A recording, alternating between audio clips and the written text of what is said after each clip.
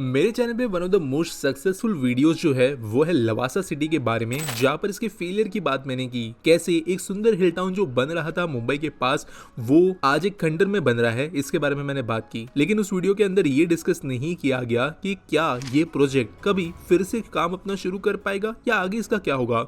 अरबों के पैसे इसके अंदर फंसे हुए हैं, क्या वो आगे बढ़ पाएंगे या यूं ही लॉस में चले जाएंगे। आज इसी चीज के बारे में मैं आपको बताऊंगा। तो प्रोबेबिलिटी ये है कि आप में से ज्यादा तो लोग ऑलरेडी जानते हैं लवासा में क्या हुआ, क्योंकि ऑलमोस्ट 50 लाख लोग इस वीडियो को देख चुके हैं। लेकिन जिनको नहीं पता उनको मैं थोड़ा शॉर्ट में एक्सप्लेन करने की कोशिश करता हूँ कि लवासा के अंदर हुआ क्या था। अगर आप ऑलरेडी जानते हो तो अगले टाइम स्टैम्प पर आप स्किप कर सकते हो। तो बेसिकली मुंबई और पुणे के बीच में जो वेस्टर्न घाट्स है, वहां पर लवासा सिटी को बनाने का संकल्प लिया गया था HCC कंपनी के चेयरमैन के द्वारा, और ये बेस थी इटली के पोर्टोफिनो सिटी के ऊपर, जो काफी सुंदर शहर है और एक टूरिस्ट स्पॉट है दुनिया भर के अंदर। और बेसिकली 5 टाउन्स यहाँ पे डिजाइन किए गए थे, जहाँ पर घर से लेकर कॉलेज से अलग अलग रिक्रिएशनल एक्टिविटीज, लग्जरी बंगलोज, हर एक चीज जो आप सोच सकते हो किसी लग्जरी प्रोजेक्ट के अंदर होनी चाहिए, वो बनाने की बात की गई थी। और पहले विलेज के अंदर का जो काम बनना था वो हुआ भी। लेकिन प्रॉब्लम ये आया इस प्रोजेक्ट के अंतर्गत कि ना सिर्फ ये एक सेंसिटिव जोन में बन रहा था, लेकिन इसको बनाते समय सही परमिशंस नहीं ली गई थी। जो हिल कंस्ट्रक्शन अथॉरिटी होती है, उनके अंतर्गत जितनी बिल्डिंग की हाइट होनी चाहिए उससे कई ज्यादा हाइट यहाँ की बिल्डिंग्स की थी। इसके अलावा नेचर के लिए जो एनवायरमेंटल क्लियरेंसेस की जरूरत होती है वो यहाँ पर ली नहीं गई थी। और जो सबसे बड़े आरोप यहाँ पर लगे थे इस प्रोजेक्ट को रोकने के लिए,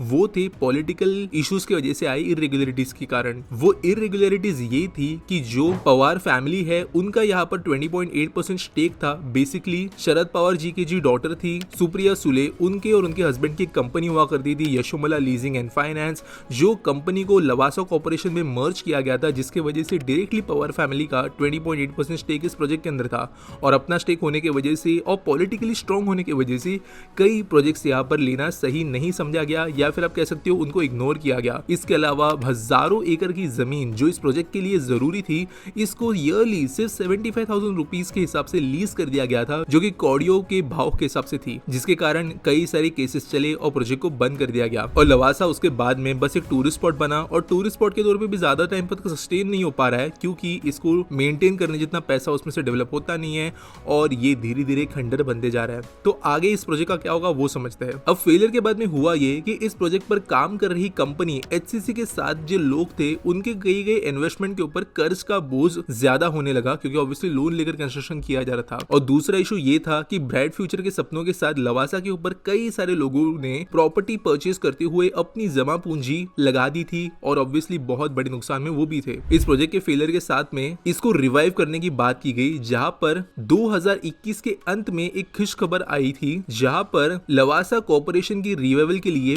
बिड्स इनवाइट की गई थी। यानी बेसिकली अलग अलग कंपनीज को बोला गया था कि वो आकर बोली लगा सकते हैं लवासा को खरीद कर आगे फ्यूचर में डेवलप करने के लिए। और इसके लिए COC यानी कमिटी ऑफ क्रेडिटर्स के एटलीस्ट 66% ऑफ मेंबर्स की अप्रूवल की जरूरत थी। यानी जब तक जिन जिन लोगों का पैसा यहाँ पर डूबा हुआ है, उनमें से 66% लोग इस प्रोसेस को अप्रूव नहीं करते, तब तक ये बिड्स इनवाइट नहीं की जा सकती थी। और लवासा के केस में 97% मेंबर्स ने हाँ भी कर दी। 2021 में ये बिड जो थी वो Mumbai based Darwin group platform infrastructure limited या DPIL ने 1864 करोड़ की कीमत के साथ जीत ली। लेकिन लवासा के फेलियर में जो सिक्योर्ड फाइनेंशियल क्रेडिटर्स थे, सबसे ज्यादा सफर उन्होंने किया। इसके अलावा जो सुनहरे सपनों के साथ में घर खरीदने वाले होम बायर्स थे, उनको भी यहाँ पे कुछ नहीं मिल रहा है। और जो लोन उठाकर उन्होंने घर लिए हैं, वो लोन उन्हें रीपे करते रहने पड़ेंगे, चाहे उन्हें घर मिला या नहीं। अब जब DPIL ने इस प्रोजेक्ट के ऊपर फोकस करते हुए बिड जीती, तब पहले किस्त के अंतर्गत 1466 करोड़ का पेमेंट प्लान इन्होंने प्रपोज किया, जिसमें से 100 करोड़ का जो अमाउंट है वो अपफ्रंट देना इसके अंतर्गत लिखा गया था। इसके अलावा जो बाकी पेमेंट्स है, उसके जरिए जो घर खरीदार थे लवासा के अंतर्गत, उनके प्रॉपर्टीज का कंस्ट्रक्शन और डिलीवरी 108 महीने के अंतर्गत वो करेंगे, ऐसा कहा गया था। और इसके वजह से लोगों के अंदर भी थोड़ी राहत मिली थी। बाकी जो पैसा है